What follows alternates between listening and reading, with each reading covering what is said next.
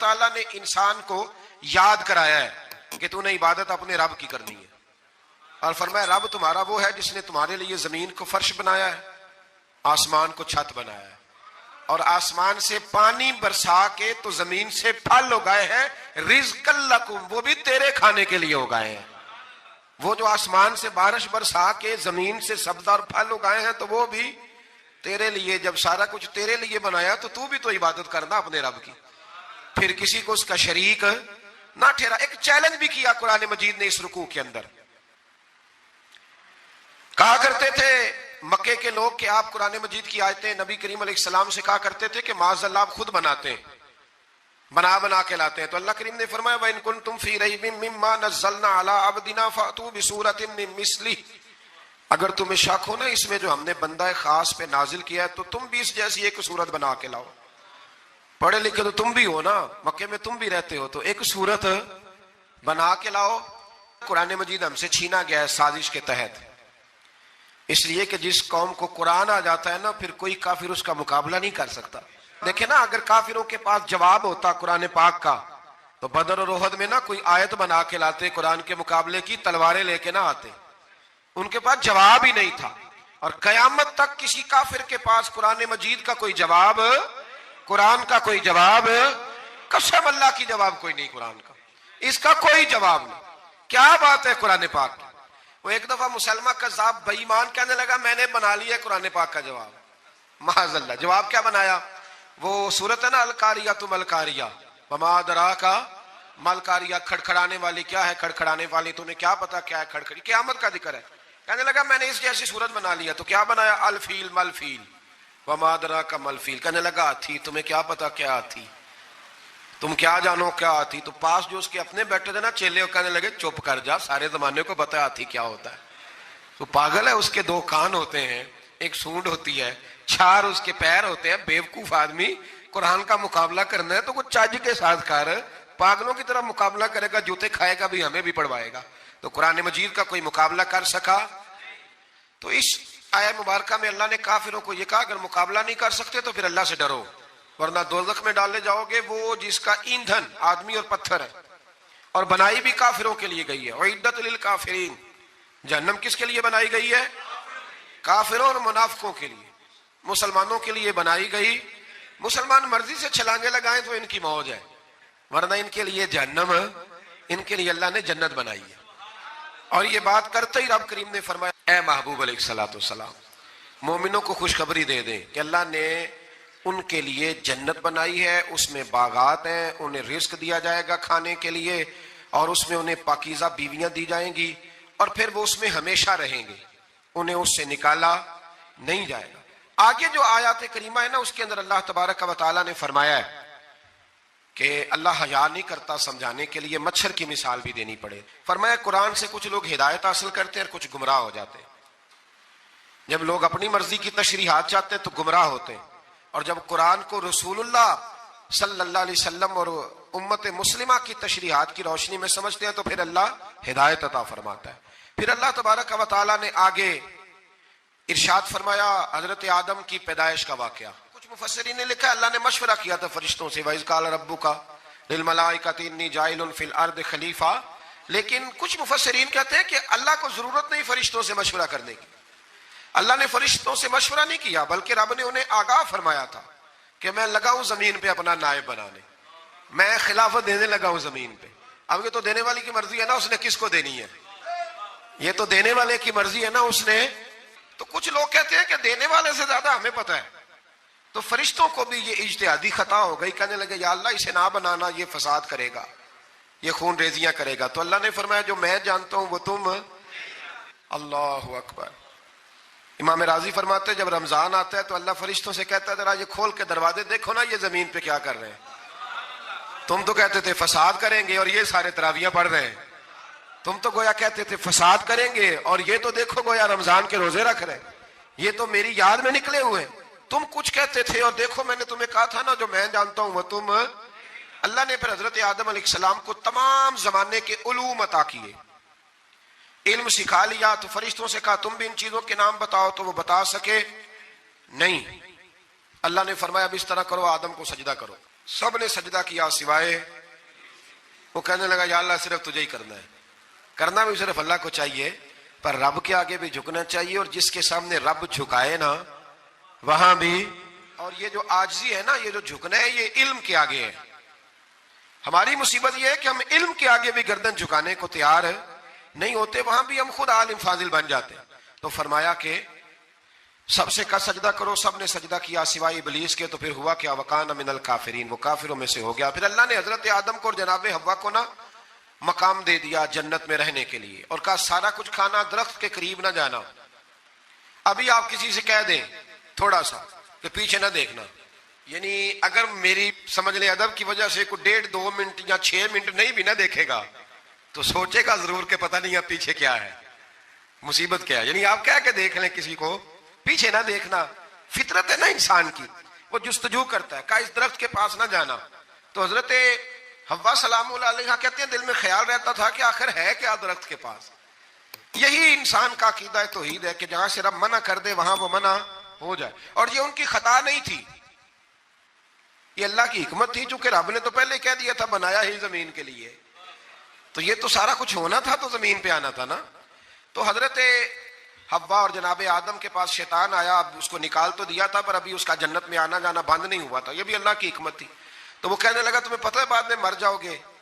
تو حضرت حوا کہنے لگی کیا موت بھی آئے گی؟ کہاں، اس کی تکلیف بھی بڑی ہوگی، تو پھر بچیں گے کیسے؟ تو کہنے لگے پھل کھا لو اس درخت کا، تو بچنے کے لیے پھل کھایا تھا۔ جس طرح لوگ آج بہت سارے کام بچنے کے لیے کرتے ہیں پر بچ سکتے ہیں، بچنے کے لیے پھل کھایا تو اللہ نے فرمایا زمین پہ چلے جاؤ۔ تو حضرت آدم زمین پہ آئے، پھر کئی 100 سال روتے رہے، فتلقى آدم من ربہ کلمات، تو پھر اللہ نے خود ہی جناب آدم کو کچھ کلمے سکھائے۔ علامہ اسماعیل حقی فرماتے ہیں وہ کلمے یہ تھے کہ حضرت آدم نے میرے نبی کا وسیلہ پیش کیا، اللہ کریم نے جناب آدم کی دعا کو مقبول فرما لیا۔ پھر آگے بنی اسرائیل کا ذکر آ جاتا ہے، اللہ تعالیٰ نے بنی اسرائیل، آج آپ اسی قوم کو یہودی کہتے ہیں، ان کو اللہ نے اس زمانے میں فضیلت عطا کی تھی بہت زیادہ۔ تو عرب کے اندر جب نبی پاک علیہ السلام نے اعلان نبوت کیا تو کچھ لوگوں نے یہ کہہ دیا کہ اگر یہ یہودی کلمہ پڑھ لیں گے تو ہم بھی پڑھ لیں گے، تو پھر اللہ نے انہیں یاد کرایا کہ تم اصل میں کیا ہو، تمہیں کلمہ پڑھنا چاہیے۔ تو اہل یہود کا تذکرہ کرتے کرتے رب کریم نے ایک بات یہ بھی ارشاد فرمائی کہ تم لوگوں کو تو کہتے رہے ہو کہ وہ نبی آنے والے ہیں، وہ نبی آنے والے ہیں، اور جب آ گئے ہیں تو ماننے کو تیار نہیں ہو۔ تو فرمایا تأمرون الناس بالبر وتنسون انفسکم وانتم تتلون الکتاب، لوگوں کو بھلائی کا حکم دیتے ہو اور اپنے آپ کو بھول جاتے ہو، افلا تعقلون، تمہیں عقل نہیں؟ پھر اللہ نے انہیں یہ بھی یاد کرایا کہ یاد کرو وہ زمانہ کہ جب فرعون نے خواب دیکھ لیا تھا کہ کوئی بچہ اس کی سلطنت کو تباہ کرے گا، تو پھر اس نے تمہارے بچوں کو ذبح کرانا شروع کیا اور تمہاری بیٹیوں کو چھوڑتا تھا۔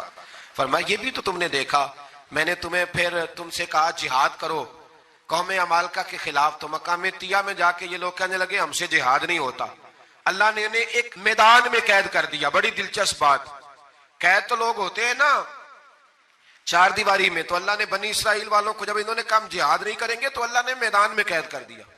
میدان میں، یہ یاد رکھیں، جب انسان اللہ کی نافرمانی کرتا ہے تو اسے ایسی قید ملتی ہے جس کا اس نے تصور بھی نہیں کیا ہوتا۔ ایک میدان ہے مقام طیہ، قید ہو گئے، سارا دن سفر کرتے تھے، سارا دن، تو رات کو تھک کے سوتے تھے، صبح اٹھتے تھے نا جب، تو وہیں ہوتے تھے جہاں کل صبح چلے تھے۔ تو رب جب کسی کو قیدی بناتا ہے تو اسے زنجیروں کی سلاخوں کی ضرورت ہے۔ دعا فرمائیں اللہ تبارک و تعالی غموں سے نجات عطا فرمائے، یہ دعا فرمائیں، ایسی قید دیتا ہے کہ جس سے پھر چھٹکارا ہو سکتا۔ تو بنی اسرائیل کا بہت زیادہ تذکرہ اس بارے میں اللہ تبارک و تعالی نے پھر بیان کیا، اور پھر کہا کہ انہیں جو حکم دیا جاتا تھا یہ اس کی سرتابی کرتے تھے، پھر اللہ نے ان پر ذلت نازل کر دی اور یہ ہمیشہ اس کا شکار رہے۔ قوم سبت کا ذکر فرمایا اللہ نے، ہفتے والے دن کچھ لوگ نافرمانی کرتے تھے، ہمارے بھی ہیلے بہانے ہیں نا آج کل کاروبار میں۔ تو اسی سپارے کی آیت نمبر 65 کے اندر اللہ تعالیٰ نے حضرت داؤد کی قوم کا ذکر کیا کہ اللہ نے انہیں حکم دیا تھا کہ ہفتے والے دن مچھلیاں نہیں پکڑنی، تو وہ کہتے تھے چلو ہاتھ لگا کے نہیں پکڑنی، ہاتھ لگا کے۔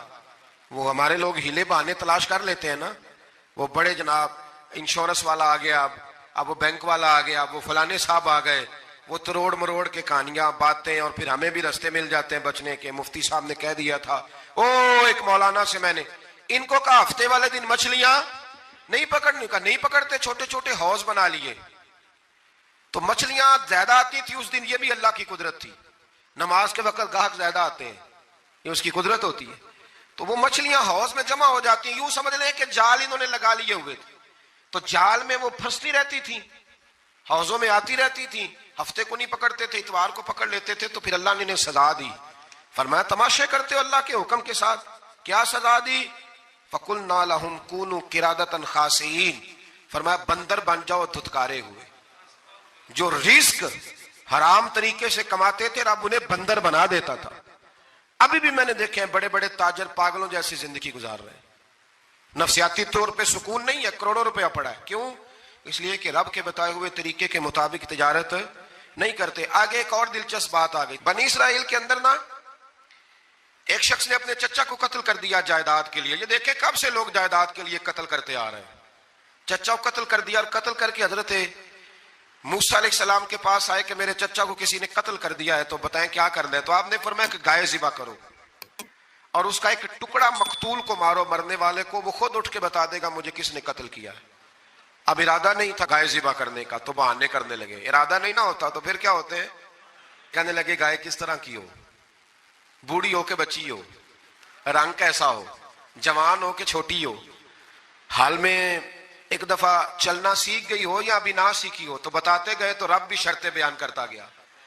گہرے زرد رنگ کی ہو، حال کے اندر اسے نہ چلایا گیا ہو، پانی نہ نکالا گیا ہو، نہ بچی ہو نہ جوان ہو، اس کے درمیان ہو. یہ ساری شرطیں کہاں پائی جاتی تھی؟ حضرت موسیٰ علیہ السلام کی قوم کا ایک شخص تھا جو اللہ کا ولی تھا. وہ جب انتقال کرنے لگا نا، اللہ اکبر، دیکھو رب ولیوں کی اولادوں پر بھی کتنا فضل فرماتا ہے. وہ جب انتقال کرنے لگا تو ایک اس کے پاس چھوٹی سی بچیا تھی، گائے کی بچی. اس نے جنگل میں چھوڑ دی. کہنے لگا یا اللہ میں تیرے نام پہ چھوڑتا ہوں، میرا بچہ جوان ہو جائے تو اسے دے دینا، اور تو سرمایہ ہی کوئی نہیں. بچہ بڑا ہوا تو بچہ بھی بڑا نیک تھا، اپنی ماں کا بڑا فرما بردار تھا. اس کی ماں نے کہا بیٹا تیرے باپ نے ایک گائے چھوڑی تھی. تو بچہ جنگل میں گیا اور جا کے کہنے لگا اے اللہ میری گائے مجھ سے ملا دے.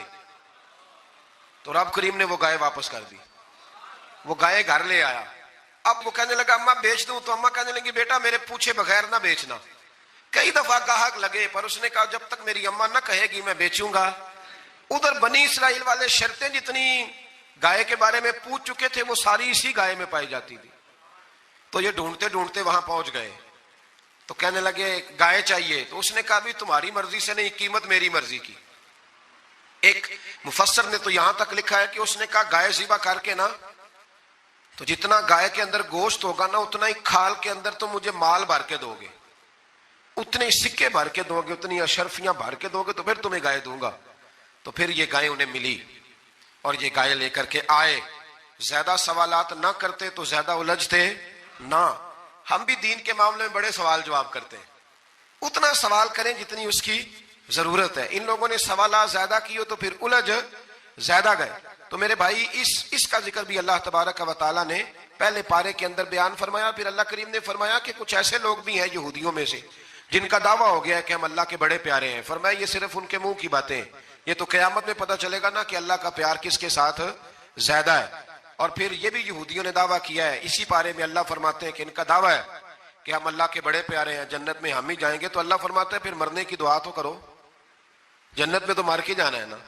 لیکن رب فرماتے ہیں یہ کبھی مرنے کی دعا نہیں کریں گے، اس لیے کہ انہیں پتہ ہے کہ ہم نے آخرت کے لیے کیا بھیجا. لیکن جی پہلا حکم آ گیا یا ایھا الذین آمنوا کہہ کے، پہلی آیت قرآن پاک کی پہلے سپارے میں پہلی آیت جس میں اللہ نے کہا یا ایھا الذین آمنوا. تو پہلا حکم آمنوا کہہ کے آیت نمبر 104 میں جو اللہ نے حکم دیا ہے نا وہ نبی پاک کی تعظیم کا حکم ہے. پہلا حکم ہی اللہ نے حضور کی عزت اور ناموس کا ارشاد فرمایا.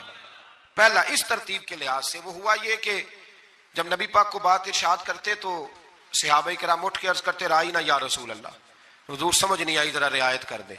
تو یہودیوں کی عبرانی زبان کے اندر نا ذرا کھینچ کے پڑھتے تھے رائینا، تو اس کا معنی بنتا تھا معاذ اللہ اے ہمارے چرواہے. بکریاں چرانے والے کو بھی وہ رائینا کہتے تھے. تو جب صحابہ یہ کہنے لگے تو اللہ نے منع ہی کر دیا. فرمایا میرے محبوب کے غلاموں اس لفظ کے پیچھے چھپ کے لوگ میرے نبی کی بے ادبی کر جاتے ہیں، تو جس لفظ کا کوئی ایک معنی بے ادبی والا بنتا ہو وہ لفظ بھی میرے نبی کے لیے نہ کہو، لفظ وہ والے کہو جس میں کوئی بے ادبی کا معنی نکلے نہ۔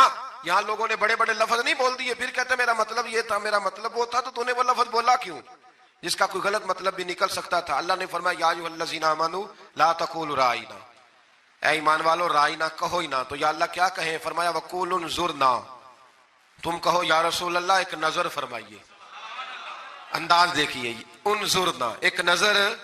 تو ہمارے بزرگ تو پہلے ہی بڑے پیار والوں نے کہہ دیا یا رسول اللہ انظر حالنا، کہتے کہاں سے لاتے ہو جملے؟ میں نے کہا اللہ کی کتاب سے، یا رسول اللہ انظر حالنا یا حبیب اللہ اسمع قالا، تو تم کہو انظرنا، محبوب نظر کرم کرے، واسمعوا، اور کیا ضرورت ہے دوبارہ پوچھنے کی؟ اللہ کہتا ہے پہلے ہی دھیان سے سنا کرو، پہلے ہی واسمعوا، پہلے ہی احتیاط سے سنو، وللکافرین عذاب علیم، اور کافروں کے لیے دردناک عذاب ہے۔ لے جی اسی پارے میں اللہ تبارک و تعالیٰ نے پھر اہل یہود کا ذکر کیا، تو یہود کہنے لگے کہ ہم حضرت ابراہیم کے ماننے والے ہیں، تو اللہ کریم نے وہ بھی ذکر کیا کہ میں نے تو ابراہیم کو آزمایا ہے، وَإِذِ ابْتَلَىٰ إِبْرَاهِيمَ رَبُّهُ بِكَلِمَاتٍ فَأَتَمَّهُنَّ، ہم نے ابراہیم کو کچھ چیزوں سے آزمایا ہے، وہ ہماری آزمائش پہ پورے اترے۔ قَالَ إِنِّي جَاعِلُكَ لِلنَّاسِ إِمَامًا، تو پھر ہم نے انہیں کہا کہ ہم آپ کو پوری دنیا کا امام بنائیں گے۔ وہ آزمائش کیا تھی؟ آگ میں جانا بھی آزمائش، بیٹے کا نہ ہونا بھی آزمائش، بیٹا ہوا تو پھر اسے وادی غیر ذی زرع میں چھوڑ کے آنا بھی آزمائش، بڑا ہوا تو پھر ذبح کرنا بھی آزمائش۔ فرمایا جہاں جہاں آزمایا ہے نا، ابراہیم ہماری آزمائش میں پورے اترے۔ فرمایا تم مفت میں حضرت ابراہیم کی اولاد بنتے ہو اور ان کا نام لیتے ہو اور ان کے ساتھ اپنا تعلق بناتے ہو، دیکھو تو صحیح وہ کتنی آزمائشوں سے گزرے۔ تو اس کا بھی اللہ نے اسی میں ذکر فرمایا۔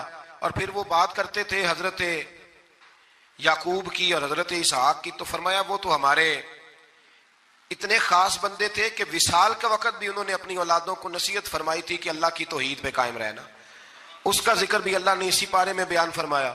اور جو حضرت ابراہیم اور جناب اسماعیل نے کعبہ تعمیر کیا تو اس کا ذکر بھی اللہ تعالیٰ نے اسی پارے میں فرمایا۔ اور فرمایا جب وہ کعبہ بنا رہے تھے تو کہہ رہے تھے ربنا تقبل منا، کہہ رہے تھے اے اللہ بنا ہم نے دیا ہے پر مہربانی فرما ہم سے قبول فرما لے۔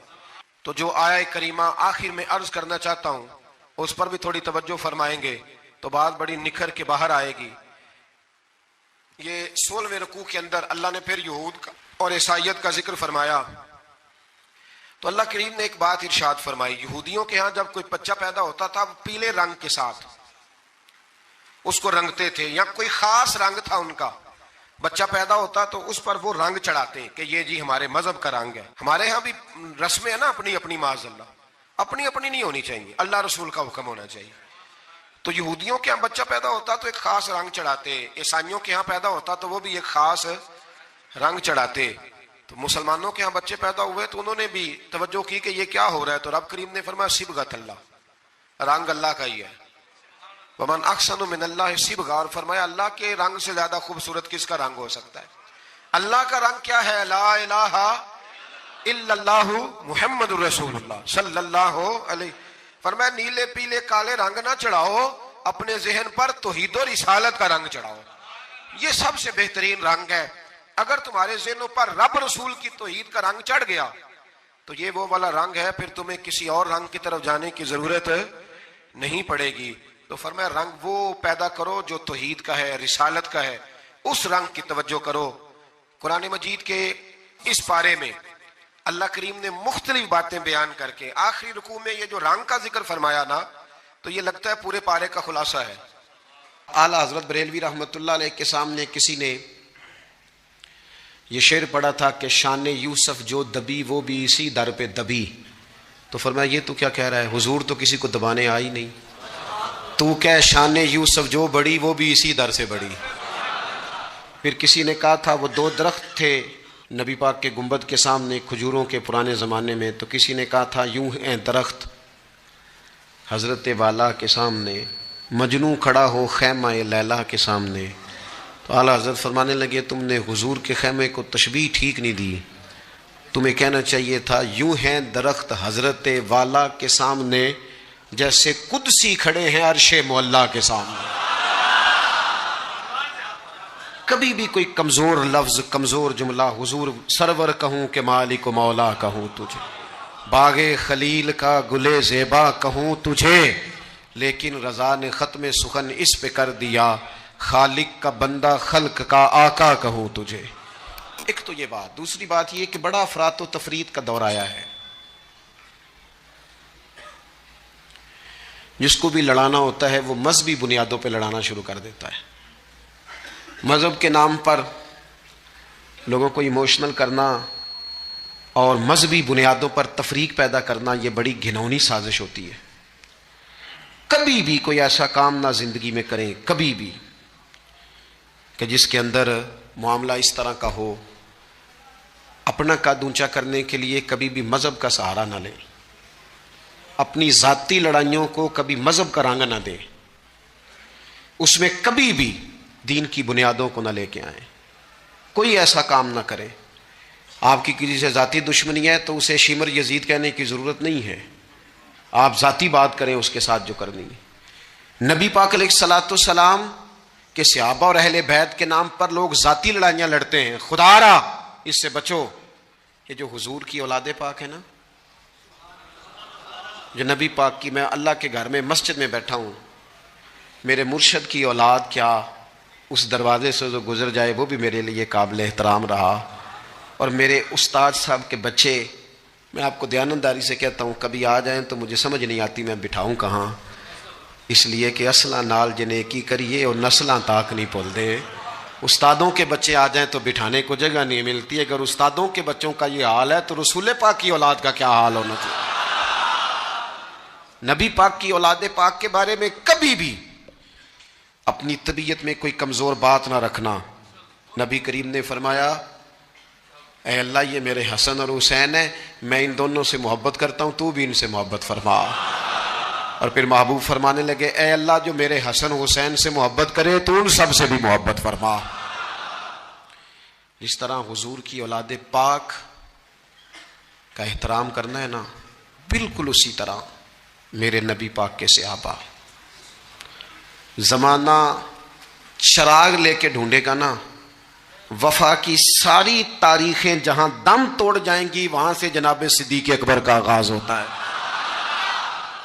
دم توڑ جائیں گی جہاں ساری چیزیں۔ ابو بکر صدیق، جناب صدیق اکبر، او دوستو اتنے بڑے لفظ نہیں ملیں گے کبھی بھی کہ حضور فرماتے ہیں میرے پاس جس کے پیسے آئے میں نے امانت سمجھ کے خرچ کیے، ابو بکر کے آئے تو میں نے اپنے سمجھ کر خرچ کیے۔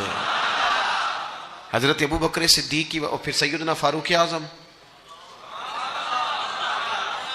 آپ نے بھی حدیث سنی ہوگی، میں نے حضور نے فرمایا کہ شیطان عمر کو دیکھ کے رستہ بدل جاتا ہے۔ پہلے یہ حدیث پڑھا سنا کرتے تھے، اب اس طرح کا تجربہ ہوا ہے کہ بات ہی کھل گئی ہے، وہ صرف حضرت عمر کو دیکھ کے رستہ نہیں بدلتا، حضرت عمر کا نام بھی لے تو رستہ بدل جاتا ہے۔ تو یقین کریں ہم نے لوگوں کو رستے بدلتے دیکھا ہے، نام لے لیں حضرت عمر کا، شیطان رستہ بدل گیا۔ اور سیدنا عثمان غنی، پیک کرے صدق و صفا، منبع شرم و حیا، نور کی سرکار سے پایا دوشالہ نور کا، او مبارک تم کو ذوالنورین جوڑا نور کا، حضرت عثمان غنی۔ اور پھر مولا علی، شیر خدا، حال عطا، مشکل کشا، حضرت مولا علی شیر خدا۔ حضور نے بات ہی ختم کر دی۔ علیہ السلام نے فرمایا علی دنیا میں بھی میرا بھائی ہے، آخرت میں بھی میرا بھائی ہے۔ حضور کے جمیع صحابہ، جمیع سن لیں، جمیع صحابہ بشمول کاتب وحی سیدنا امیر معاویہ رضی اللہ تعالیٰ عنہ تھا، جمیع صحابہ ہر ایک کا ادب، احترام اور روح اور دل سے اپنی طبیعت میں پیدا رکھنا۔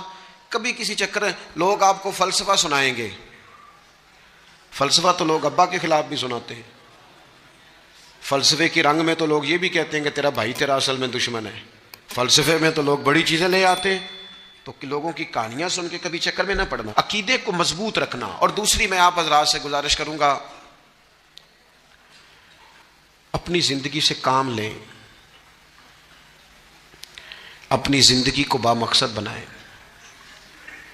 اس سے پہلے کہ وجود تھکنے لگے، بیمار ہونے لگے، کمزور ہونے لگے، ایسا وقت آ جائے کہ لوگ نمازیں بھی کرسیوں پہ پڑھنے لگے، اپنے آپ سے کام لیں، سخت محنت کا عادی بنائیں اپنے آپ کو، جد و جہد کریں۔ یہ ڈھیر ساری تعداد میں ان لوگوں کی دیکھتا ہوں جو کام نہیں کرتے، محنت نہیں کرتے۔ نبی پاک صلی اللہ تعالی علیہ وآلہ وسلم کے سامنے سے ایک نوجوان گزرا تو کچھ لوگوں نے کہا یا رسول اللہ صلی اللہ تعالی علیہ وسلم، یہ مال کمانے کے لیے جا رہا ہے، کاش یہ اللہ کے راستے میں جہاد کے لیے سفر کرتا۔ تو حضور فرمانے لگے اگر یہ اپنے بچوں کی روزی کے لیے بندوبست کرنے جا رہا ہے پھر بھی اللہ کے راستے میں ہی ہے۔ ماں باپ، بہن بھائی، بیوی بچوں کے حقوق ادا کرنے کے لیے کوشش کر رہا ہے تو بھی اللہ کے راستے میں ہی ہے، اور اگر اس لیے کوشش کر رہا ہے کہ میں کسی کے سامنے ہاتھ پھیلانے سے بچوں تو فرمایا پھر بھی اللہ کے راستے میں ہی ہے۔ محنت کریں، جد و جہد کریں، سہارے نہ تلاش کریں، اور اپنی زندگی اس طرح کی محنت والی بنائیں کہ آپ تھک جائیں شام کو۔ ایک لمبی تعداد ہے لوگوں کی جو کام نہیں کرتی، کوشش نہیں کرتی، تگ و دو نہیں کرتی۔ کوئی بھی آپ کسی شعبے سے بھی وابستہ ہیں، بجائے اس کے کہ دوسرے شعبے کو ٹھیک کرنے کی کوشش کی جائے، ہم جس شعبے میں ہیں ہم اس شعبے میں محنت کریں، کوشش کریں۔ میں اس نتیجے پہ پہنچا ہوں کہ جو ٹائم انسان بچاتا ہے نا آرام کے لیے، اس ٹائم میں بے پناہ سستی اسے گھیر لیتی ہے۔ ہم چھوٹے ہوتے تھے بچپن میں، اسکول سے ایک چھٹی کرتے تھے پھر دوسری کرنے کو بھی دل کرتا تھا، دوسری کرتے تھے پھر تیسری کرنے کو بھی دل کرتا تھا۔ گاڑی اسی کا نام ہے جو چلتی رہے، ڈیوٹی اسی کا نام ہے جو ہمیشہ کی جائے۔ زندگی میں مسلسل جد و جہد کریں گے، مسلسل کام کریں گے، اس کا نتیجہ یہ نکلے گا کہ آپ محسوس کریں گے کہ آپ کا وجود جو ہے وہ بڑی صلاحیتوں والا ہے، وہ بیکار نہیں ہے۔ مسلسل کام۔ آپ انبیاء کرام علیہ السلام کی زندگی دیکھیں، صحابہ کی زندگیاں دیکھیں، اہل بیت کی دیکھیں، اولیاء اللہ کی دیکھیں، بزرگان دین کی دیکھیں، آپ دیکھیں کہ انہوں نے کام کتنا کتنا بڑا کیا ہے۔ ہم کبھی ان کو پڑھتے ہیں تو حیران ہو جاتے ہیں کہ یار اتنے مختصر وقت میں اتنا زیادہ کام تو ممکن ہی نہیں۔ اعلیٰ حضرت رحمۃ اللہ علیہ نے 1000 کتاب لکھ دی، امام بخاری نے پوری دنیا میں گھوم کر احادیث جمع کر کے ایک جگہ پہ اکٹھی کر دی، اور پھر اصول وضع کر دیے حدیث پاک کے کہ حدیث کس طرح قبول کی جائے گی، پھر اس میں فرق کر دیا کہ صحیح کون سی ہے، متواتر کون سی ہے، حسن کون سی ہے، ضعیف کون سی ہے، موضوع ہو تو پھر اس کے قاعدے کیا ہیں۔ اتنا کام بزرگوں نے کر دیا۔ جد و جہد تھی زندگی میں، مسلسل ڈیوٹی کرتے تھے۔ جب مسلسل کام کرتے ہیں نا، نبی پاک صلی اللہ تعالی علیہ وسلم نے فرمایا جو آدمی محنت کرے، کوشش کرے اور شام کو تھک کے سو جائے، اللہ اس کے پچھلے گناہوں کو معاف فرما دے۔ تو چلتے رہیں، جد و جہد کریں، ہمت کریں، کوشش کریں۔ کبھی کبھی یوں ہوتا ہے کہ انسان سمجھتا ہے کہ میں نے کوشش تو کی تھی لیکن یار یہ میرے کوشش کرنے سے کوئی نتیجہ نہیں نکلا۔ عارف رومی رحمۃ اللہ علیہ فرماتے ہیں کہ ایک شہر ایسا تھا جس میں ایک بیماری بار بار حملہ کرتی تھی، تو 3-4 پہاڑیاں ایک دوسرے کے اوپر تھیں، اکٹھے پہاڑ بنے ہوئے تھے، اس کے اوپر وہ جڑی بوٹی تھی جس سے اس بیماری کا علاج ہوتا تھا۔ تو کئی حکیموں نے بتایا کہ اگر وہ جڑی بوٹی حاصل کر لی جائے تو تمہارے شہر کے لوگ صحت یاب ہو سکتے ہیں، پر وہ 4 پہاڑیاں اوپر نیچے، اور پھر ڈھلان بڑی سیدھی تھی، جو پیر رکھتا پھسل جاتا، کوئی جرت ہی نہ کرتا اوپر جانے کی، لیکن لوگ بیمار تھے، تکلیف میں تھے۔ بالآخر ایک شخص نے ارادہ کیا کہ کب تک لوگوں کو بیماری سے سسکتے، تڑپتے، مرتے دیکھتا رہوں گا۔ اس نے کلاڑا اٹھایا، ہتھوڑا اٹھایا، پہاڑ کاٹنا شروع کیا کہ میں سیڑھیاں بناؤں گا اوپر جانے کے لیے۔ فرماتے ہیں کہ وہ پہاڑ کاٹ رہا تھا تو جو قریب آتے تھے نا وہ اسے کہتے تھے پاگل ہو گیا تو اکیلا بندہ کیسے پہاڑ کاٹے گا، بیوقوف ہے، چھوڑ دے۔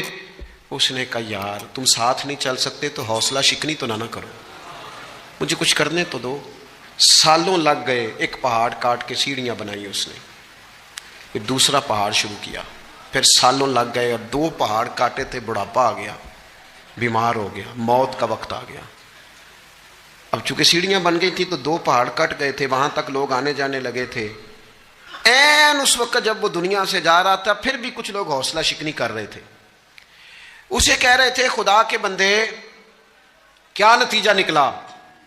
کچھ لوگوں کی ڈیوٹی ہوتی ہے اپوزیشن کا کردار ادا کرنا، وہ ہر موقع پر حوصلہ شکنی کرتے ہیں۔ اب اس پر آخری وقت آ گیا ہے، باوجود اس کے کچھ لوگوں نے جا کے کہا کیا نتیجہ نکلا جی،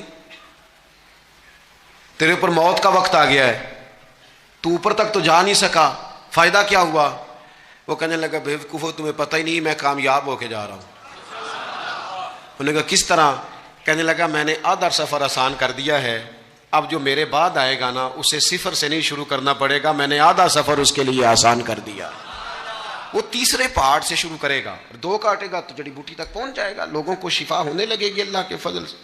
ہم پتہ کیا کرتے ہیں, بالخصوص میرے وطن کا رواج یہ ہے کہ لوگ آدھا سفر بھی آسان کرنے کو تیار نہیں. وہ کہتے ہیں نہیں سارا ہی فلانا کرے گا.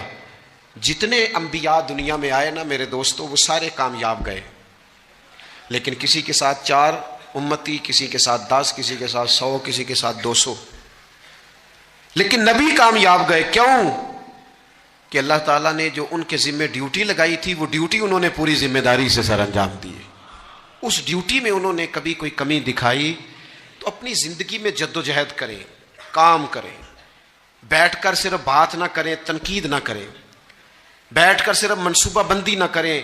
اور میرے ملک میں بالخصوص یہ کام ہوتا ہے, تبصرے کرو, چینل کھولو, تنقید کرو, اندر کی خبر لے کے آؤ, کوئی کہانی سناؤ, کوئی نئی سٹوری بناؤ, لیکن کام نہ کرو. بڑی خوبصورت بات کی شاعر نے, اس نے کہا شکوائے ظلمت شب سے تو کہیں بہتر تھا, اپنے حصے کی کوئی شمع جلاتے جاتے. لوگ تعلیم نہیں حاصل کر رہے تو بھئی آپ ایک بچے کا خرچ اٹھا لیں, کسی غریب کا آپ اسے پڑھا دیں, ایک بندہ تو آپ کی وجہ سے تعلیم یافتہ ہو جائے. لوگوں کو کھانا نہیں مل رہا, بھوکوں مر گئے لوگ, حکومتیں کچھ نہیں کر رہی, آپ 10 بندوں کی ذمہ داری اٹھا لیں. آپ غریبوں کو دیکھ لیں, 10 لوگوں کے گھر میں آپ کھانا پہنچانا شروع کریں. اور یہ ہوتا رہا ہے, لوگ یہ کام کرتے رہے. یہ ڈیوٹیاں ہمارے بزرگوں نے سر انجام دی ہیں, 2 کر کے, 4 کر کے, 6 کر کے انہوں نے کام کیا ہے.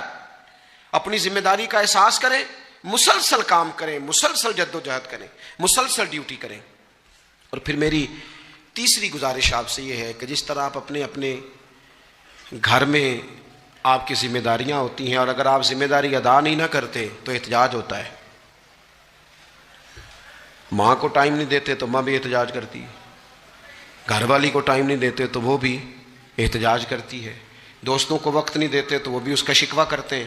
تو آپ کے ذمہ جتنی بھی ذمہ داریاں ہیں, آپ پڑھاتے ہیں, کلاس میں وقت پہ نہیں آتے تو اس کا اظہار کیا جاتا ہے. ہم نے اپنے اپنے ذمہ جو ذمہ داریاں لی ہیں پوری کرتے ہیں. میں آج آپ کو یہ پیغام دینا چاہتا ہوں کہ ایک ڈیوٹی دین کی بھی اپنے ذمہ لیں, ایک ڈیوٹی, ایک کام اپنے ذمہ لے لیں. آپ اپنے اپنے علاقے کی مسجد میں جھاڑو دینے کی ڈیوٹی لے لیں. آپ یہ ذمہ داری لے لیں کہ مجھ سے کچھ نہیں ہو سکتا تو میں ہفتے کے بعد مسجد میں جاؤں گا اور قرآن مجید کو میں صاف کر کے, جھاڑ پونچھ کے, ترتیب کے ساتھ مرتب کروں گا. مجھے اگر ناظرہ قرآن مجید ٹھیک پڑھنا آتا ہے تو میں 10-11 بچوں کا روز سبق سنوں گا, آگے پڑھاؤں گا. کوئی ذمہ داری لیں, دین کی کوئی ڈیوٹی اپنے ذمہ لیں. اگر مالی طور پر آپ تعاون کر سکتے ہیں تو کسی جگہ, کسی مسجد میں, مدرسے میں, خیر کے کسی کام میں شامل ہو جائیں. دین اسلام کے ساتھ عملاً تبلیغ میں اپنا کام کریں. ذمہ داری ہر دنیا کا کام مینج کر کے, مرتب کر کے کیا جانے لگا ہے. معیشت ہو, معاشرت ہو, تعمیرات ہو, دین کا کام ہے وہ اسی طرح چل رہا ہے. محفل آ گئی, برکت کے لیے محفل کر لو, جمعہ آ گیا پڑھ لو, تراویح ایک حافظ صاحب مقرر کر لو. بھئی آپ اس کو مینج کریں. ساری دنیا میں چیزیں مینج کی جاتی ہیں, آپ اسے مینج کریں. آپ خطیب صاحب سے فرمائش کریں کہ مجھے آپ جمعے والے دن اس موضوع پر کچھ سنائیں. آپ مسجد کے امام سے اس بات کی فرمائش کریں کہ آپ تراویح میں جو قرآن مجید سنائیں گے مہربانی کریں ہمیں اس کا خلاصہ بھی بیان کر کے سنائیں. آپ تھوڑی کوشش کریں گے تو آپ دیکھیں گے کہ بیان کرنے والوں کا بھی ذوق بڑھے گا. کچھ تھوڑی ذمہ داری کا احساس کریں. صحابہ کرام نے بڑی منصوبہ بندی کے ساتھ دین پھیلایا, بڑی جد و جہد کی. انہوں نے دیکھا کس علاقے میں ہم نے جہاد کے لیے جانا ہے, کس میں تبلیغ کے لیے جانا ہے, کس علاقے میں کس طرح کر کے ہم نے ڈیوٹی سر انجام. مصر میں ایک شہر ہے, اس کا نام ہے فسطاط. وہ کہتے ہیں گھونسلے کو, پرندوں کے گھونسلے کو. حضرت سعد بن ابی وقاص رضی اللہ تعالیٰ عنہ اپنی فوجیں لے کے وہاں گئے تھے. آپ نے وہاں خیمہ لگایا, کچھ دن وہاں قیام کرنا تھا. آپ کا وہاں خیمہ تھا. وہاں آ کے کبوتر بیٹھنے لگے, ایک کبوتری نے انڈے بھی دے دیے, وہاں گھونسلہ بن گیا. اب آپ جب وہاں سے ہجرت کرنے لگے نا, آگے بڑھنے لگے, تو دل میں خیال آیا کہ خیمے اکھاڑتے ہیں, چلتے ہیں. جب وہ خیمے اکھاڑنے لگے تو دیکھا اوپر تو گھونسلہ بنا ہے، اس میں تو کبوتر رہتے ہیں، ان کے بچے بھی ہیں۔ حضرت سعد بن ابی وقاص نے 2 فوجیوں کے ذمے لگایا، فرمایا یہاں تم پہرے دار بن کے کھڑے ہو جاؤ، یہ خیمہ اکھاڑا نہیں جائے گا، اس کو یہیں لگا رہنے دیں گے تاکہ یہ کبوتر جو ہیں انہیں تکلیف نہ ہو۔ وہ 2 فوجی وہیں رہے، خیمہ لگا رہا، وہاں پانی کا بندوبست کیا جاتا رہا، خوراک کا بندوبست کیا جاتا رہا۔ قریب قریب بستیوں سے جب لوگوں نے دیکھا نا یہاں لوگ موجود ہیں تو لوگوں نے وہاں آ کے مکان بنانے شروع کر دیے۔ وہ ایک پرندے کے گھونسلے کی حفاظت کے لیے کچھ دیر 2 سپاہی رکے تھے، اللہ نے وہاں پورا شہر آباد فرما دیا ہے۔ تو آپ ایک گھونسلے کی حفاظت شروع کریں، انشاءاللہ شہر آباد ہو جائیں گے، لیکن ہم گھونسلوں کی حفاظت کرنے کو بھی تیار ہیں۔ اب چوتھی بات آپ کی خدمت میں عرض کرنی ہے، ایک ضروری کام بڑی بڑی توجہ کے ساتھ آپ نے سمجھنا ہے، تھوڑا سا اس کے پس منظر کو سمجھ لیں۔ جو آیہ کریمہ میں نے تلاوت کی ہے اس کا حصہ بھی اسی میں آئے گا۔ دنیا کا نظام نہ 2 طریقوں سے چلتا ہے، ایک ہے نظام اسباب اور ایک ہے نظام غیب۔ ایک نظام اسباب سے چلتا ہے کہ آگ جلاتی ہے، پانی ٹھنڈا کرتا ہے، انسان ماں باپ کے ملاپ سے پیدا ہوتا ہے، دنیا نظام اسباب سے چلتی ہے اور اسی ترتیب سے نظام آگے چل رہا ہے۔ اور ایک ہے نظام غیب، جب اللہ اپنی رحمت کا فیصلہ فرمائے تو ایک نظام وہ بھی ہے۔ وہ کیسے ہے؟ آگ جلاتی ہے لیکن جب رب چاہے نا تو حضرت ابراہیم کے لیے ٹھنڈی ہو جاتی ہے۔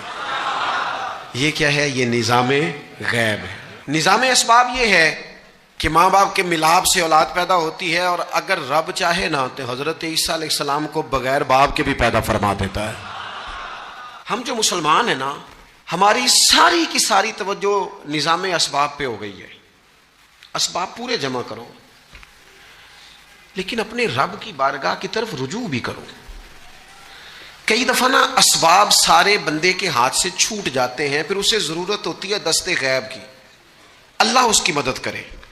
جو آیہ کریمہ میں نے قرآن مجید کی پڑھی ہے اس میں اللہ کریم نے فرمایا یا ایھا الذین آمنوا توبوا الی اللہ توبۃ نصوحا، اے ایمان والو اپنے رب کی طرف رجوع کرو، اپنے رب کی بارگاہ میں توبہ کرو، پر توبہ سچی کرنا، رجوع الی اللہ کرو، اللہ کی طرف رجوع کرو۔ بعض اوقات سارے نظام ختم ہو جاتے ہیں، نظام اسباب، اس وقت ضرورت ہوتی ہے رجوع الی اللہ کی کہ نظام غیب آئے۔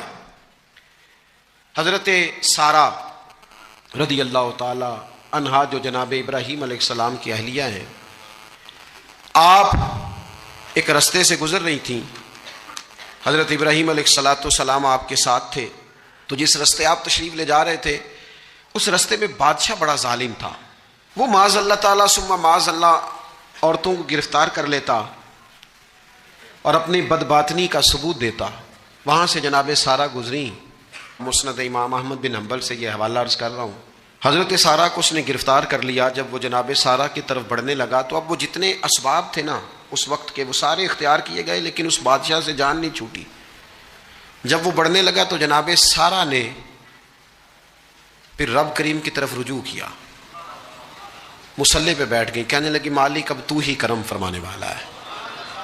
آپ نے اس درد سے دعا فرمائی کہ وہ بادشاہ زمین پر بے ہوش ہو کے گرا اور تڑپنے لگا، قریب تھا کہ وہ مر جائے۔ تو حضرت سارہ پھر مصلی پہ بیٹھی اور اپنے مالک کی بارگاہ میں عرض کرنے لگی مالک اگر یہ مر گیا تو مجھ پہ الزام آئے گا کہ میں نے مارا ہے، اسے مارنا بے ہوش ہی فرما۔ وہ بے ہوش ہو گیا، تھوڑی دیر کے بعد ہوش آیا تو پھر آپ کی طرف بڑھنے لگا، تو آپ نے پھر اللہ کی جانب رجوع کیا۔ جب دوبارہ رب کریم کی جانب رجوع کیا تو پھر وہ بے ہوش ہوا۔ کئی دفعہ وہ کوشش کرتا، لیکن آپ جب اپنے مالک کی بارگاہ میں ہاتھ اٹھاتی تو بے ہوش ہو کے گر پڑتا۔ بالآخر آپ سے معافی بھی مانگی، آپ کو آزاد بھی کیا۔ ایک وقت ایسا آتا ہے جب سارے اسباب جواب دے جاتے۔ ہم مسلمان ملک میں رہتے ہیں، کچھ باتیں بڑی خوب ہیں۔ میں نے دیکھا ہے کہ ڈاکٹر جب سمجھ جاتا ہے نا کہ رپورٹس، ادویات، ٹیسٹ اب اس نتیجے پہ پہنچ گئے ہیں کہ شاید یہ مریض بچے گا نہ، تو چونکہ مسلمان ملک ہے تو میرے وطن کے ڈاکٹر ایک خوبصورت جملہ بولتے ہیں، مجھے بڑا پسند ہے۔ وہ یہ نہیں کہتے اب کچھ نہیں ہو سکتا، وہ کہتے ہیں آپ دعا کریں. کیا مطلب کہ اب رجوع اللہ کا وقت آ گیا ہے. ہمارے پاس جو شعور تھا، علم تھا، وہ ہم نے خرچ کر دیا. اب ٹائم ہے کہ رجوع اللہ کریں آپ اللہ کی بارگاہ. یہ بڑا خوبصورت جملہ ہے. اچھی باتوں کا بھی تو ذکر کرنا چاہیے نا. یہ خوبصورت جملہ ہے کہ آپ دعا کریں. ایک وقت آتا ہے جب دعا کی ضرورت ہوتی ہے، دست غیب کی ضرورت ہوتی ہے. نبی پاک علیہ السلام 313 کو لے کے جب میدان میں آئے تھے تو ظاہری اسباب تو یہ تھے کہ 1000 سے مقابلہ کیسے ہوگا. تو پھر میرے کریم نے پتہ کیا کیا؟ حضور نے پھر رب کریم کی طرف رجوع فرمایا اور پھر اللہ کی مدد فرشتوں کی صورت میں آئی. ایک خاتون تھی حضرت زنیرہ رضی اللہ تعالی عنہ. یہ صحابیہ ہیں، یہ مسلمان ہو گئیں. کفار نے انہیں مارا، تکلیف تھی، بڑی اذیت سے گزری، یہاں تک کہ ان کی بینائی چلی گئی. جب نظر آنا بند ہو گیا نا تو دور تھا مکے کا، کفار کی عورتوں نے معاذ اللہ تانا دیا کہ دیکھا نا لات و منات، یہ ان کے بتوں کے نام ہے، معاذ اللہ لات و منات تیری نظر لے گئے، اب تو کیا کرے گی. تو انہوں نے جب یہ تانا دیا تو جناب زنیرہ رضی اللہ تعالیٰ عنہ نا ایمان، عقیدہ، یقین، توکل، اللہ کی بارگاہ کی طرف رجوع، سارے حوصلے جمع کر کے کہنے لگی چپ کرو، اگر میرا رب چاہے گا تو اسی طرح میری آنکھیں واپس لوٹا دے گا، پورے توکل سے. اور پھر آپ نے دعا مانگی، اے اللہ مہربانی فرما. یہ مجھے تانا دیتے ہیں کہ اگر تو نے دل مسلم کی دل جوئی نہیں تو تانا دیں گے بت کے مسلم کا خدا کوئی نہیں. مالک مہربانی فرما. وہ رجوع اللہ کیا. رات کو سوئی تھی تو آنکھوں میں روشنی نہیں تھی، جب صبح اٹھی تو دونوں آنکھوں کو اللہ نے روشن فرما دیا تھا. میں عرض کر رہا ہوں کہ وقت ہے ہمارے اوپر کہ اب ہمیں اپنے رب کی بارگاہ کی طرف رجوع کرنا چاہیے. جب بندہ اللہ کی جانب رجوع کرتا ہے نا، نبی پاک علیہ السلام نے فرمایا جب تم استغفار کرتے ہو نا تو اللہ ہر مشکل سے نکلنے کے لیے تمہیں رستہ عطا فرماتا ہے، اور اللہ تمہیں وہاں سے رزق عطا کرتا ہے جہاں سے تمہارا کبھی گمان بھی نہیں گیا ہوتا. کبھی نہ توجہ کریں، جب پوری طرح ٹوٹ جائیں نا پھر توجہ کریں رب کی جانب. جب پوری کوشش کریں کام نہ ہو تو پھر بیٹھ جائیں اپنے مالک کی بارگاہ میں. مالک اسباب جمع کر لیے، اب تو مدد فرما. جب پوری طرح حضرت ابراہیم علیہ السلام کے پاس مہمان بڑے آیا کرتے تھے، مہمان نواز بھی بڑے تھے، بغیر مہمان کے کھانا ہی نہیں کھاتے تھے، بڑے مہمان نواز تھے. تو قحط پڑ گیا مصر میں، غلہ ہی نہیں ملتا. حضرت ابراہیم کا ایک دوست تھا، آپ فلسطین میں تھے، وہ مصر میں تھا. آپ نے اس کے پاس اونٹ بھیجے کہ 4-5 اونٹوں پر غلہ اناج رکھ کے مجھے روانہ کر تاکہ میں اپنے جو میرے پاس مہمان جمع ہیں ان کو کھانا تو دے سکوں. وہ اونٹ روانہ ہو گئے. حضرت حکیم الامت مفتی احمد یار خان صاحب رحمۃ اللہ لکھا ہے، چلے گئے اونٹ. اب مہمان جمع ہیں، ان کو بھی خبر دے دی گئی ہے کہ آپ فکر نہ کریں، غلہ مصر سے آنے لگا ہے، کھانا ملے گا. لیکن جب وہاں اٹھ گئے تو انہوں نے کہا قحط چونکہ بہت زیادہ تھا، اناج ساری ہم تقسیم کر چکے ہیں، اب تو ہمارے پاس غلہ نہیں ہے. وہ خالی آ گئے واپس. جب وہ خالی واپس آ رہے تھے نا اونٹ، تو جو آپ کے خدام لینے گئے تھے ان کے دلوں میں یہ خیال آیا کہ ہم اگر خالی واپس جائیں گے تو وہ جو مہمان ہیں وہ دیکھیں گے تو وہ تو بڑی آس امید لگائے بیٹھے ہیں کہ ہمیں آج کھانا ملے گا، تو وہ تو بیچارے مایوس ہو جائیں گے. انہوں نے اس طرح کیا کہ رستے میں کچھ ریت بھر لی ان بوریوں میں اور اونٹوں پہ ان کو رکھ لیا تاکہ پھر جا کے حضرت ابراہیم سے عرض کریں گے، وہ خود ہی لوگوں کو سمجھا دیں گے، ایسے خالی اونٹ لے جانا بہتر نہیں. حضرت حکیم الامت رحمۃ اللہ علیہ لکھتے کہ حضرت ابراہیم علیہ السلام آرام فرما تھے. خدام نے جا کے اندر جہاں وہ سامان رکھا جاتا تھا وہاں ریت سے بھرے ہوئے بوریے رکھ دیے. وہ چلے گئے. حضرت ابراہیم کی زوجہ جناب ہاجرہ اٹھی.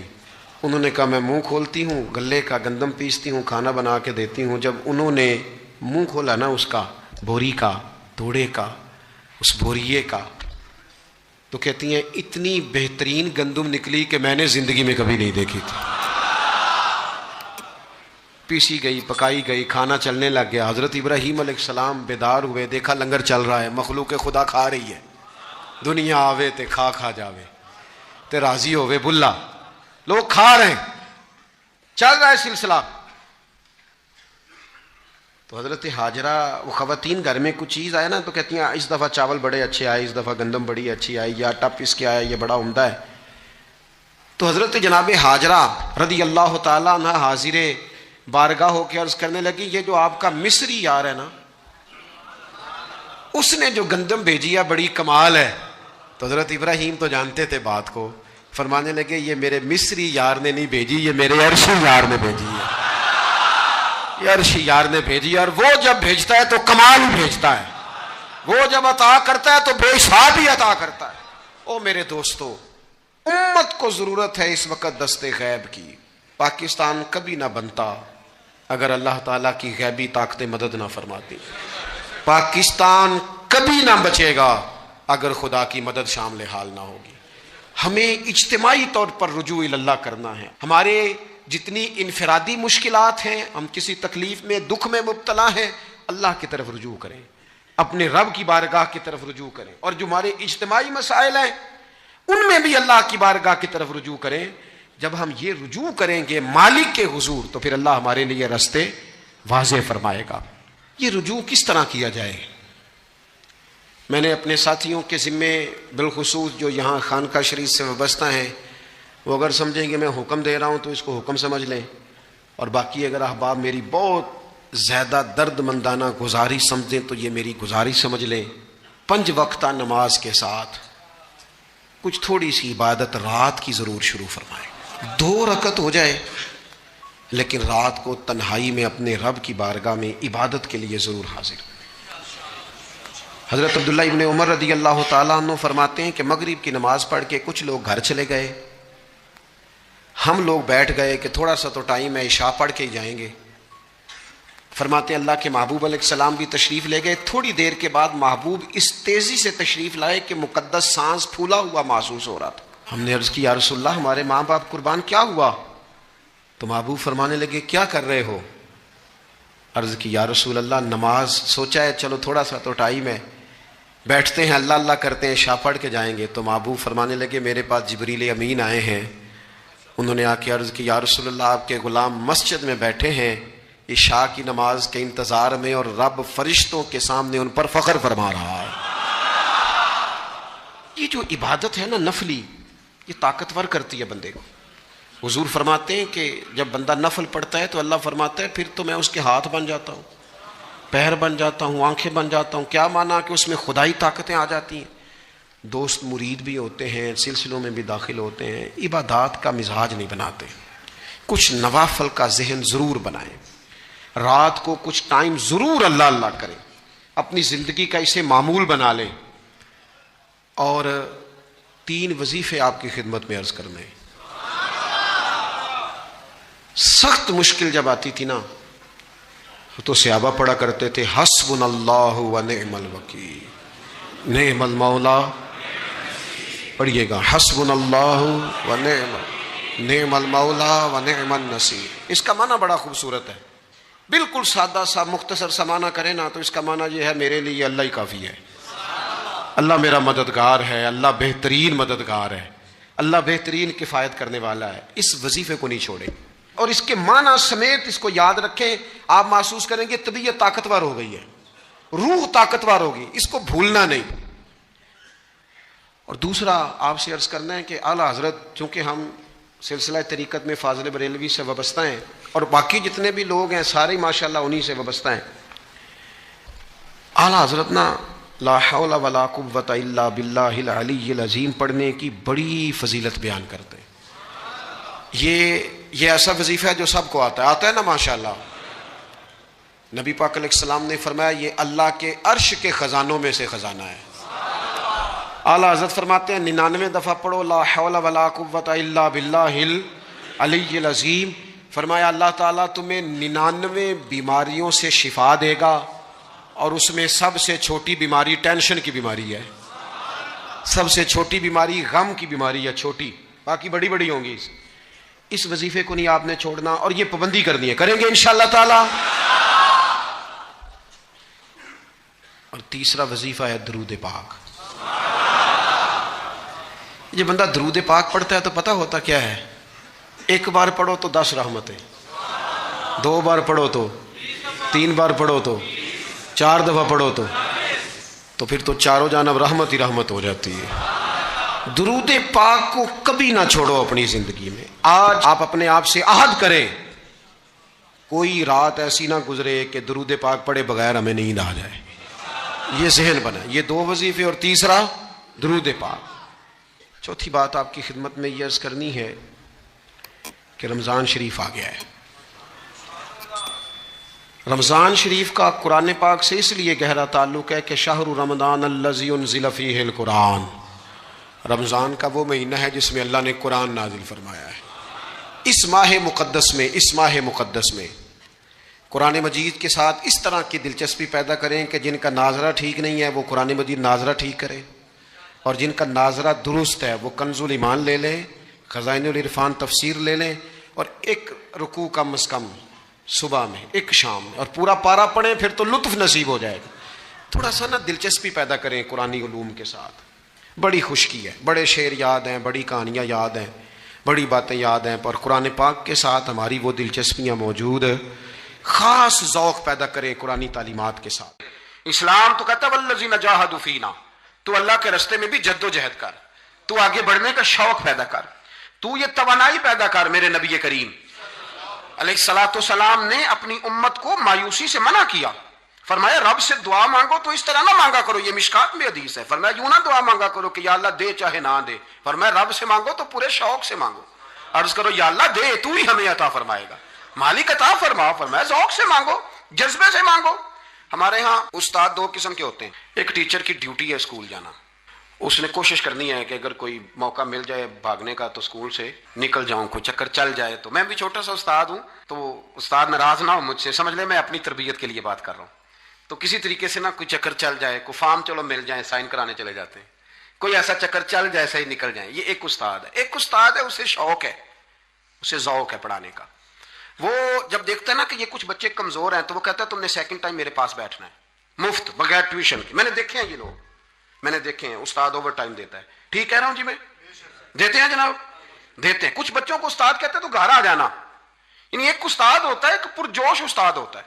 इन 2 लोगों में फर्क है। इकबाल कहा करते थे अगर कोई शुएब आए मुयस्सर तो शुबानी से कलीमी 2 कदम। कहते थे दुआ करो कि हजरत मूसा कलीम को कोई हजरत शुएब अलैहिस्सलाम जैसा मिल जाए, कोई मिल जाए ना ऐसा, तो वो फिर ताजगी पैदा कर देता है। तो कुछ पुरजोश, इमाम मालिक रहमतुल्लाह अलैह के एक शागिर्द कहते हैं कि मेरे उस्ताद जो थे वो बड़े पुरजोश थे इल्म पढ़ाने में, शौक होता है पढ़ाने का। ये कुछ लोग जुमा पढ़ाते हैं तो कुछ कहते हैं कि उन जुमा आ गया तो की करना है। हमारे शागिर्दों में भी ऐसी हैं, रात को पूछते हैं। एक से मैंने आज सवेरे पूछा, मैंने कहा बेटे आज तू जुमा पढ़ाना है की तकरीर करने के अंदर उस्ताद जी डिसाइड नहीं किया। तो मैं क्या भी तू बड़ा मौलवी ता नहीं डिसाइड किया, मैं तो 8 दिन पहले डिसाइड कर लेना, क्योंकि मुझे तो तैयारी करनी पड़ती है। बड़ा इल्म होता है ना लोगों के पास, तो डिसाइड नहीं करना, बैठेंगे तो फर बात जारी हो जाएगी।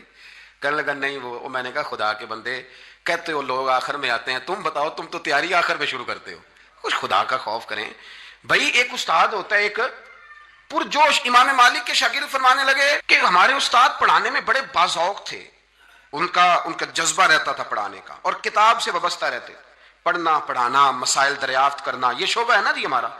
जिस तरह आप जिस शोबे से वाबस्ता हैं तो अगर आप उसको छोड़ देंगे ना, फिजिक्स का उस्ताद भी कहता है कि अगर रात को मैं खुद पढ़ूंगा नहीं तो सवेरे पढ़ा नहीं सकूंगा। तो अगर आप वाबस्ता नहीं ना रहते अपने शोबे के साथ, नई नई चीजें पैदा होती हैं, जिद्दत आती है, तो आप जोश ही नहीं है उस शोबे का, तो फिर बात कैसे आगे बढ़ेगी। तो कहते हैं इमाम मालिक बड़े जब बीमार हो गए शदीद, तो शागिर्द कहते हैं मैं तीमारदारी करने गया, तो मैंने जब देखा तो मुझे चेहरा देख के समझ आई कि इमाम मालिक का आखिरी वक्त है, बड़े कमजोर हो गए, और मैदे में और पेट में इतनी तकलीफ थी कि उन्हें दूध पिलाया जा रहा था चम्मच के साथ, प्याले के साथ, सिर्फ दूध पी सकते थे, कमजोर हो गए। फरमाते मैं जाके बैठा, जिंदगी में कभी ऐसा नहीं हुआ था कि मैं जाऊं और इमाम साहब किसी दीनी मसले पर मुझ पर गुफ्तगू न करें। लेकिन आज मेरे दिल में ख्याल था कि अब तो इस वक्त तो होश ही नहीं रहती कोई आदमी। लेकिन कहते मैं जाके बैठा ही था कि इमाम साहब ने आंखें खोली, फरमाया माशाल्लाह आप आए, चलो यार मैं अभी को बंदा ही तलाश कर रहा था, एक मसले पे बात करनी थी। कहते हैं लफ्ज नहीं पूरे अदा होते, उनके जुमले टूटते हैं, बेचारे कमजोर हो गए, बुढ़ापा है, एक मसले पर बात करनी थी। तो फरमाते हैं कि मेरा दिल ना इतना नरम हुआ कि मेरे आंसू बह गए। मैंने कहा इस हाल में भी उस्ताद जी आपको दीन की फिक्र है। कहने लगे यार एक आदमी ने मसला पूछा है तो उसको हल करके देना है, ये रसूलुल्लाह का दीन है। علماء کی ذمہ داری ہے آسان کر کے لوگوں تک پہنچائیں. ہر آدمی اس تک تو میں نے وہ دینا ہے, یہ میری وفا ہے اپنے مذہب کے ساتھ, آخری دم تک دینا. میں اپنی حیاتی تو قربان تھی وہاں, میری محمد بکیندے گزر گئی. یہ کرنا ہے کام, لوگوں کو آسان کر کے دین پہنچانا. فرماتے ہیں کہ میں نے کہا استاد جی فرمائیں, کہنے لگے یار یہ حج کے موقع پر جو رمی جمار ہوتی ہے, جمرے کو شیطان کو کنکر مارے جاتے ہیں, پوچھنا یہ ہے کہ دونوں طرح سے سنت ہے, پیدل بھی مار سکتے ہیں سواری پہ بھی, تو یہ بتا کہ پیدل افضل ہے یا سواری پہ افضل ہے؟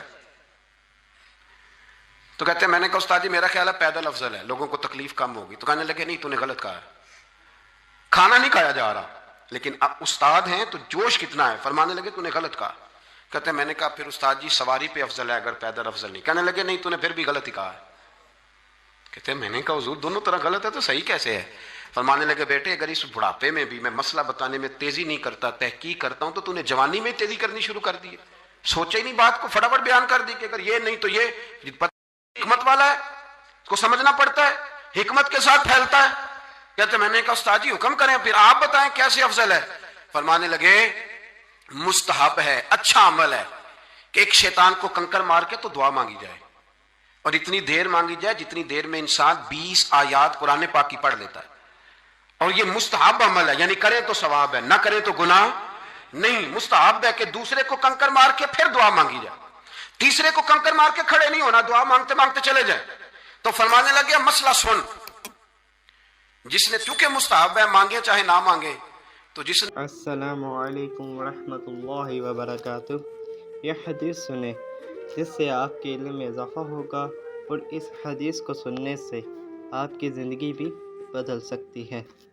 ان حضرت صلی اللہ علیہ وآلہ وسلم نے فرمایا کہ اگر لوگوں کو معلوم ہوتا کہ اذان کہنے اور نماز پہلی صف میں پڑھنے سے کتنا ثواب ملتا ہے, پھر ان کے لیے قرار ڈالنے کے سوائے اور کوئی چارہ نہ باقی رہتا تو البتہ اس پر قرار اندازی ہی کرتے.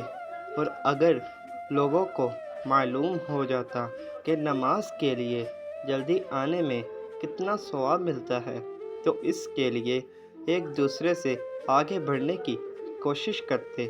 اور اگر لوگوں کو معلوم ہو جاتا کہ عشاء اور صبح کی نماز کا ثواب کتنا ملتا ہے تو ضرور چوتروں کے بل گھستے ہوئے اور ان کے لیے آتے.